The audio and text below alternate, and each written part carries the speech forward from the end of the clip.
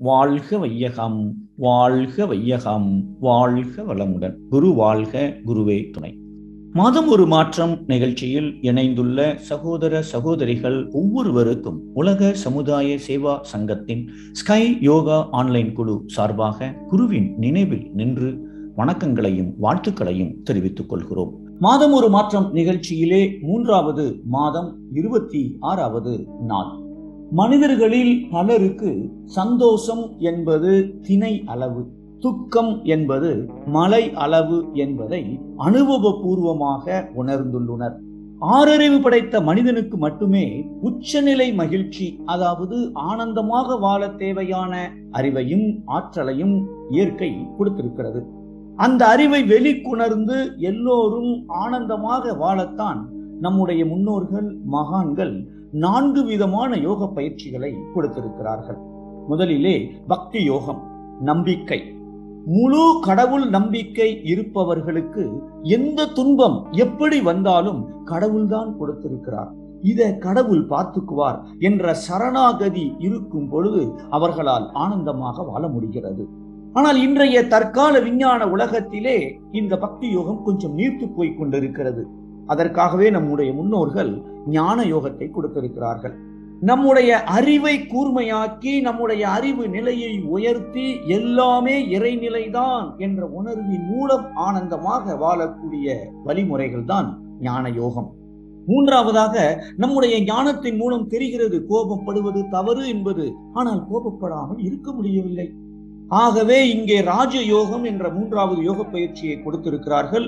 மனதிற்கான ஒரு பயிற்சி. மனதை நம் கட்டுப்பாட்டிற்குள் வைத்துக் கொண்டு எப்படி ஆனந்தமாக வாழ்வது என்பது ராஜயோக பயிற்சிகள். இந்த 3 யோக மார்க்கத்தையும் யார் ஒருவர் பின்பற்றினாலும் இந்த 4வதாக கொடுக்கப்பட்டிருக்கிற கர்ம யோகத்தை பின்பற்றவில்லை என்றால் அங்கே அவரால் முழுமையான ஒரு ஆனந்தமான வாழ்க்கையை வாழ முடியுமா என்றால் ஒரு சந்தேகம் இருக்கிறது. அவரால் அந்த பிறப்பின் நோக்கமான இறை உணர்வு பெறுவதிலே தடைகள் வரத்தான் செய்யும்.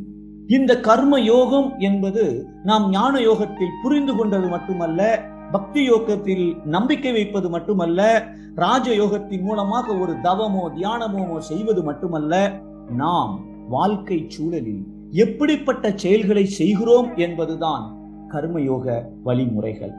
இந்த கர்மயோக பயிற்சிகளை நான் எந்த அளவு பின்பற்றுகிறேனோ அந்த அளவுக்கு நான் இறைவனை நோக்கி முன்னேறி கொண்டிருக்கிறேன் என்பதை நாம் புரிந்து கொள்ளலாம். மகரிஷி அவர்கள் கர்ம யோகத்தை பற்றி மிக தெளிவாக சொல்லியிருப்பார்கள். முதல்ல இந்த கர்ம யோகம் என்றால் கடமை அறம் என்று ஒரு விளக்கத்தை கொடுத்திருப்பார்கள். அதாவது நம்முடைய கடமையை அறவழியில் எப்படி செய்ய வேண்டும், எதை செய்ய வேண்டும், இதுதான் ரொம்ப முக்கியமானது. கர்மயோகத்துல 2 விஷயங்கள் இருக்கின்றன. எதை செய்ய வேண்டும், எப்படி செய்ய வேண்டும். அறவழியில் செய்ய வேண்டும், துன்பம் கொடுக்காமல் என்னுடைய கடமையை முடிந்த அளவு பிறருக்கு உதவி நாம் இதை செய்ய வேண்டும். எப்படி செய்ய வேண்டும்? கடமை என்ற ஒரு வார்த்தையையே மகரிஷி அவர்கள் கடன் பிளஸ் மை என்று பிரித்து விளக்கம் கொடுத்திருப்பார்கள். அதாவது நாம் பிறப்பதற்கு காரணமே இந்த சமுதாயத்திடம் நாம் ஏற்கனவே வாங்கிய கடன், அதனால் தான் நாம் பிறந்திருக்கிறோம். இப்பொழுது நாம் வாங்கிய கடனை எப்படி நன்றி உணர்வோடு செலுத்தி கொண்டிருக்கிறோம் என்பதுதான் கர்மயோகத்தின் ஒரு கொள்கை. நாம் செய்யக்கூடிய அத்தனை செயல்களையும் நன்றி உணர்வோடு செய்தால்தான் மட்டுமே இந்த கர்மயோக தத்துவங்களை நாம் பின்பற்றி கர்ம யோகியாக ஆனந்தமாக ஒரு வாழ்க்கையை வாழ முடியும். ஐயோ இப்ப குளிக்கணுமே, இப்ப சமையல் பண்ணணுமே, இது எல்லாமே நாம் நன்றி உணர்வுடன் என்னுடைய கடமைகளை நான் செய்வதில்லை. எதை எப்படி செய்ய வேண்டும் என்கிற ஒரு பழக்கத்தை தான் நாம் இந்த மாதம் முழுவதும் நன்றி உணர்வோடு நம்முடைய கடமைகளை செய்வதற்காக இந்த பயிற்சிகளை ஆரம்பித்திருக்கிறோம். இது எல்லாம் உண்மையா என்று கொஞ்சம் யோசித்து பார்த்தால் மருத்துவ விஞ்ஞானம் என்ன சொல்லுகிறது என்றால், நாம் எப்பொழுதெல்லாம் சந்தோஷமாக இருக்கிறோமோ அப்பொழுதெல்லாம் நமது உடலில் இருந்து ஒரு ரசாயனம் உற்பத்தியாகிறது. டோபமைன், செரோட்டினின்.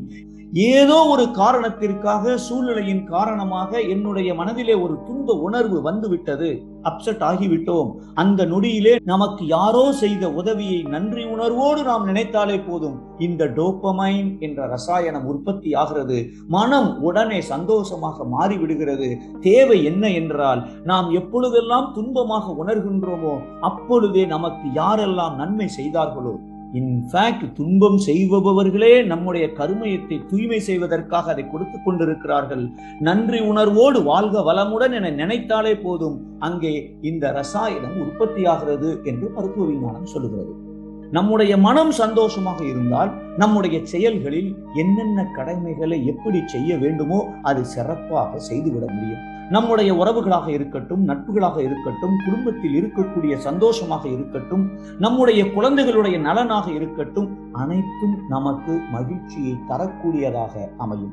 அதனால்தான் வாழ்க்கையில் நமக்கு அனைத்து வகைகளும், நமக்கு வெற்றி என்ற ஒரு கதவு திறக்கப்பட வேண்டும் என்றால் இந்த மாஸ்டர் கீ, இந்த நன்றி உணர்வு என்பதைத்தான் நாம் முதல் நாளிலே இந்த செய்தியை பகிர்ந்து ஒரு நிமிடமும் நன்றி உணர்வோடு வாழ்ந்து கொண்டிருக்கிறேன் என்ற மாற்றத்தை நாம் தொடங்கி இருந்தோம். இந்த நன்றி உணர்வை செலுத்தாவிட்டால் என்ன நடக்கும் என்பதையும் நாம் தெரிந்து கொள்ள வேண்டும். நன்றி உணர்வோடு இல்லாமல் இருந்தால் நமக்குள் ஒரு வெறுப்பு உணர்வு, பகை உணர்வு, பிறரிடம் குறைகளை கண்டுபிடிப்பது இல்லை, பிறருக்கு தண்டனை கொடுக்கிற அளவிலே, நான் எனக்கே தண்டனை கொடுக்கிற அளவிலே என்னுடைய மனதை ஒரு உளைச்சலுக்கு, ஒரு அழுத்தத்திற்கு, ஒரு படபடப்பான ஒரு நிலைக்கு தள்ளிவிடுகிறேன். நான் ஒரு தனிமை விரும்பியாக இருப்பேன். நோய்கள் என்னிடம் பெருகிக் கொண்டே இருக்கும். நமக்கெல்லாம் தெரியும், தி கிரேட் சயின்டிஸ்ட் ஐன்ஸ்டைன் எவ்வளவு பெரிய விஞ்ஞானி. அவர் என்ன சொல்றார், தந்தை ஹான்ஸ் அவர்களை பற்றி குறிப்பிடுகிறார்கள். அவர் மனதை பற்றி ஆராய்ச்சி செய்து என்ன சொல்லுகிறார்கள் என்றால், ஒருவருக்கு மன அழுத்தம் இருக்கிறதா இல்லையா என்பதை எப்படி கண்டுபிடிப்பது? யார் நன்றி உணர்வோடு இருக்கிறார்களோ அவர்களுக்கு மன அழுத்தம் இருப்பது இல்லை. யாருக்கு நன்றி உணர்வு இல்லையோ அவர்கள் மன அழுத்தத்துடன் இருக்கிறார்கள் என்று மிக தெளிவாக பல ஆராய்ச்சிகளின் மூலம் அவர் நிரூபணம் செய்திருக்கிறார். அது மட்டுமல்ல, இன்று மன உளைச்சலுக்கு ஆன்டி டிப்ரெசன்ட் என்று ஒரு மருந்தை கொடுக்கிறார்கள். இந்த நன்றி உணர்வை நாம் நினைத்தாலே, உணர்ந்தாலேயே அது ஒரு நேச்சுரலாக, இயற்கையாக ஒரு ஆன்டி டிப்ரெசன்ட் மருந்து என்று பல ஆராய்ச்சி குறிப்புகள் சொல்லுகின்றன. ஆகவேதான் நாம் ஒவ்வொரு நிமிடமும் நன்றி உணர்வோடு வாழ்ந்து கொண்டிருக்கிறேன் என்கிற சங்கற்பத்தை, சிந்தனையை நான் இன்றோடு நிறுத்தி விடாமல், நாம் செய்யக்கூடிய ஒவ்வொரு செயலிலும் இந்த நன்றி உணர்வோடு அந்த கடமையை செய்ய ஆரம்பிப்போம். நம்முடைய ஆள் மனதிலே, நடு மனதிலே, கரு மையத்திலே தொடர்ந்து சிந்தனை செய்து வலிமைப்படுத்துவோம். நாம் மாறுகிறோம். வாழ்க்கை பயணத்தில் ஆனந்தமாக வாழ்ந்து கொண்டிருக்கிறோம். வாழ்க வளமுடன், வாழ்க வளமுடன். நன்றி.